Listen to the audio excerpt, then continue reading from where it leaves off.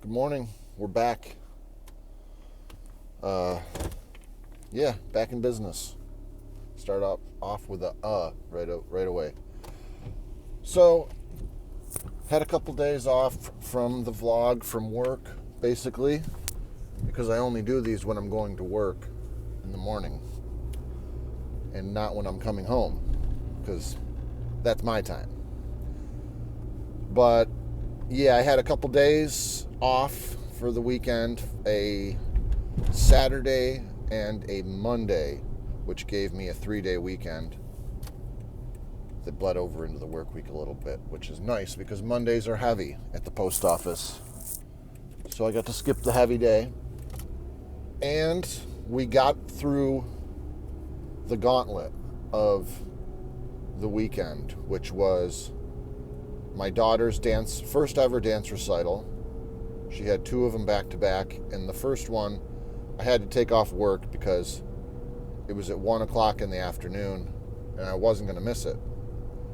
So I decided once I knew that was the schedule, that day was going to be taken off. Now it happened to be also the day before Mother's Day. Mother's Day was Sunday. So Saturday, Sunday, dance recitals, 2 of them back. Well, one at 1 and one at 7. Then Mother's Day, and we pulled out all the stops for the grandmas this year. And then it was my wife's 40th birthday yesterday on Monday. Sorry to put her on blast, but if you've been paying attention, and I'm the only one who's been paying attention because I'm the only one watching these videos, as I state in every single video, I've also turned 40. So we're both 40. Lordy. My wife has been having anxiety around her birthday, and it really kicked off worse than it's ever been the last couple years, and it's really gotten to a head. But before that, it was Mother's Day, and I have 2 kids, and once we started celebrating Mother's Day, it became apparent that there was kind of a logjam of celebrations, having my wife's birthday either fall on or the day around Mother's Day. And if you guys can't kind of figure that out, anytime you put 2 celebrations together, like if somebody, is born on Christmas or something like that, you get gypped. And you always feel like you're getting gypped. And you kind of are. Getting screwed, I don't know if you can say gypped nowadays. I guess it means gypsy, which is, I guess they're a minority class. I don't know. Anyways, you get fucked over. You get fucked over if you have your your birthday on Christmas. And it's kind of like the same thing as if you're a mother and it's on Mother's Day. Because Mother's Day is like the Christmas for moms, basically. It's supposed to be. It's supposed to be bigger than Christmas. It's supposed to be the biggest holiday of the whole damn year. I'm swearing a lot this one. It's definitely age restrict this video.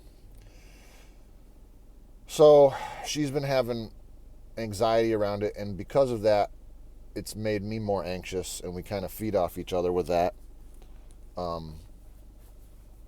It's not healthy, but like I said, we made it through. We're over the hurdle. We're through the gauntlet. We're out the other side of that. And I just got to be grateful and thankful that we're not fighting or mad at each other, because that would be the result in years past.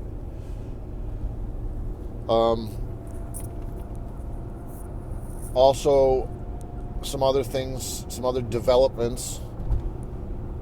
My mother-in-law is moving in now in 2 weeks or less. We've been wanting her to move in for a while. It's not an unwelcome development.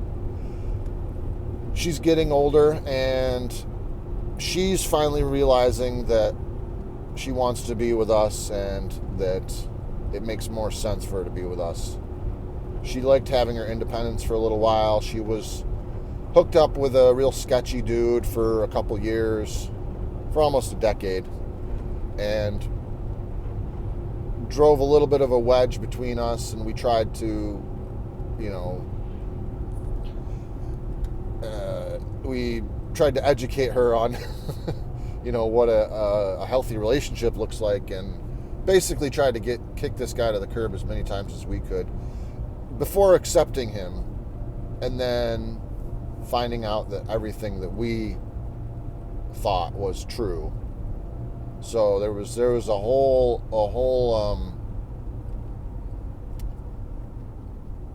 drama around that relationship and our relationship with my wife's mom. And I love her. I am totally on board with her coming, and we want to just have a happy family and take care of each other, and she knows it's time. And all the stuff with her past relationships and stuff, it's all those wounds have healed, but it was a long road, and there was a lot of unneeded stress, and I guess I don't know if it's unneeded. I guess maybe we had to go through the pain. She had to come to the realization that some men are just dogs. Some men are just not ready to change, not ready to grow. Not that they're just evil, but there are some people who have an evil streak, and it seems to come out on a consistent basis, as opposed to people who slip up. There's people who slip up, and everybody makes mistakes, and those are good people that are making mistakes. But then there's people with an evil streak who they have to suppress. They have to really, really tamp it down in order to even just stay on surface level of job, paycheck, relationships, because they're and they get their hooks in you and all this kind of stuff, and then they prey on your empathy and on your desperation, and it's just bad relationships. I'm sure people have all met these people before, and some of you even, I'm talking to myself, of course. Some of you people may even have dealt with these people. So, after a 3-day weekend, when you work 6 days a week, it feels a little weird going back into work. I mean, I don't feel weird, but it just, when you get more than 1 day off, you start to be hesitant to go back in.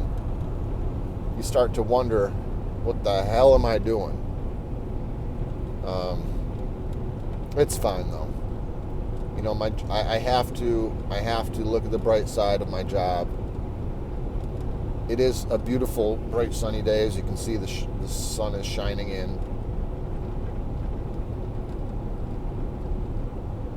And I'm getting things accomplished. Another thing on that, the whole we've been doing all right on the ums today, because I made a mental note. I have been taking brief pauses in my statements, but I'm not saying as many ums and supporting my my thoughts that way. So we'll keep on rolling. Hopefully I don't have a whole bunch of flubs after this. But I did get the lawnmower. I didn't go to a store. I didn't check out anything like that. I just went on Home Depot, the cheapest riding lawnmower that looked good, that was a Cub Cadet. I have a Cub Cadet push mower that's lasted forever, and I beat the crap out of it, and it keeps going. So I figure, hey, let's get a Cub Cadet. I don't need to be a John Deere boy and, you know, be a proud American, even though it's probably not even made in America. I need, you know, I just need to get a lawnmower. So I got one, and that is supposed to be coming today. So I might come home to a new lawnmower. I did just mow the lawn over the weekend for the tea party that we had. It needed to get done, but I wanted to make sure that the grass was mowed for the tea party, for the grandmas, for Mother's Day, so we could go out in the backyard and have some activities. even that almost was a catastrophe, ending the entire weekend. And it was just a miscommunication. I was setting up things outside as my wife was setting up things in the dining room table. So we had a miscommunication. I basically dropped the ball, but I was trying to be a good boy, and I was trying to get things done. And I thought we were having like a teddy bear picnic / tea party, and that we would want that, if we had a nice bright sunny day, we'd want that to be outside. And so I got the outside prepared without thinking that it, you know, that might make my wife a little miffed, maybe not heard. So yeah, it's a, you know, it's a give and take. It's up and down. It's just I'm sensitive in these ways too, where something will get to me and it'll poke at me and prod at me. I wish my wife could step out of herself every once in a while and see some of the things that she's flipping out over are not as, she catastrophizes things a little bit, which I'm sure people can relate with. But it's, I've been trying to just not react, not have a counter reaction, and pull things back to an even keel. Try to stay grounded. Sorry if this thing's been buzzing the whole time. I got a lot of moving parts in here, guys. But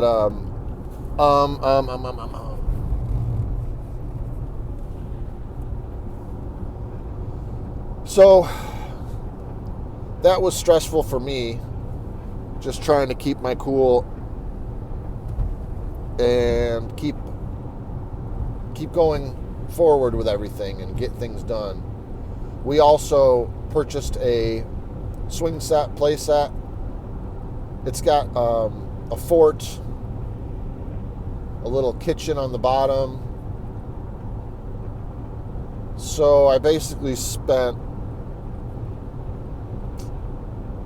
$4,100 around that on stuff, a little bit more, $4,200 on stuff this weekend. And it's going to get the ball rolling for things this spring and summer. And my hair. Eventually it's going to get chopped off. I don't know how long I'm going to keep this up. And I don't know why. I don't know why I'm growing it. I just kind of get into these phases where I don't even know what I'm doing until it becomes apparent. And then it seems like, oh, I should have realized that all along. So I don't know why I'm growing my hair. Maybe it's just to cut it. Why does the grass grow? I don't know. I think it's everything. You know, why can't things stay the same? Why can't we just chill, guys? And then I can catch up. If the whole world could stop working, and then I could just do I could get a whole bunch of work done. I mean, that's how I'm sure a lot of people feel like that.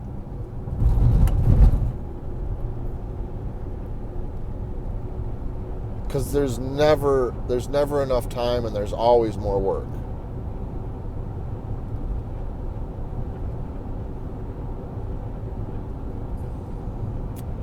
Yeah.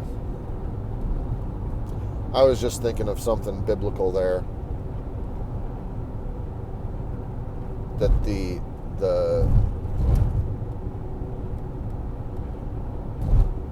something about the harvest and the laborers. I don't even know, guys. And I've been at this crossroads before where I think about this stuff, and then I'm like, should I get back into Christianity? Should I get back into the Word?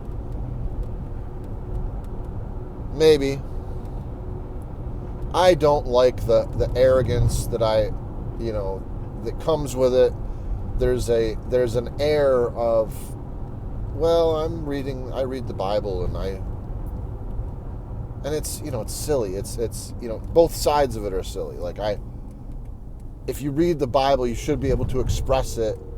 You should be able to express it in a different way other than, specifically with me, the King James version, vernacular.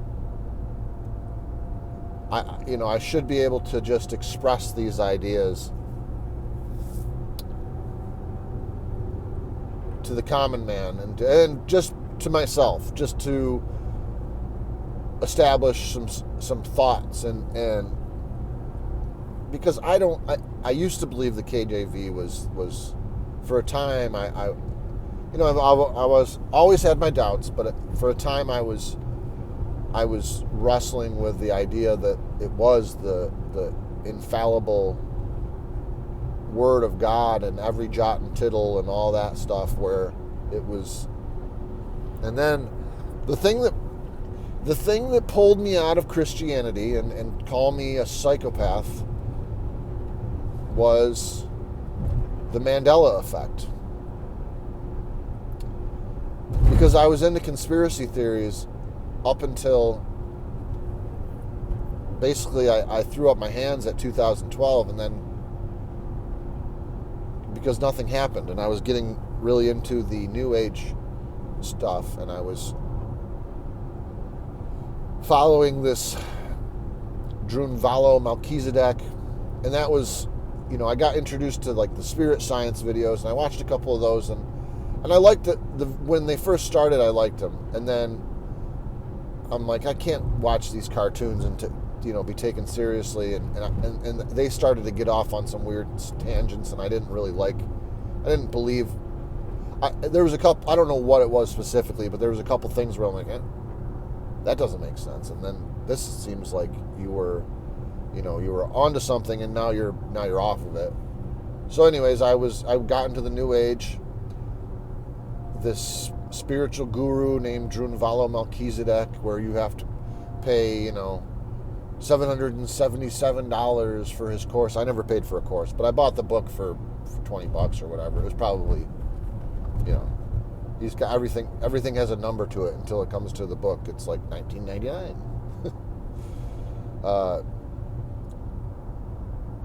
So I was very disappointed when nothing, there was no cataclysm, or there was no light in the sky, or there was no message from God.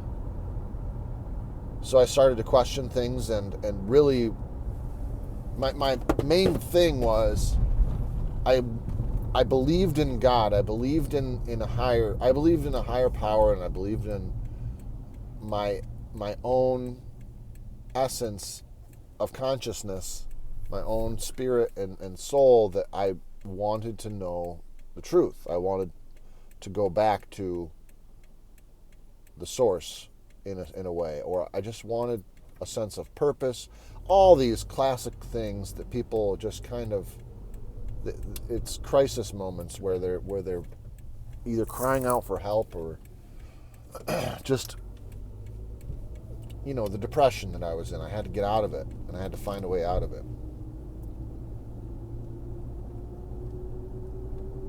But I was looking for something outside of myself, and I in a way I still am.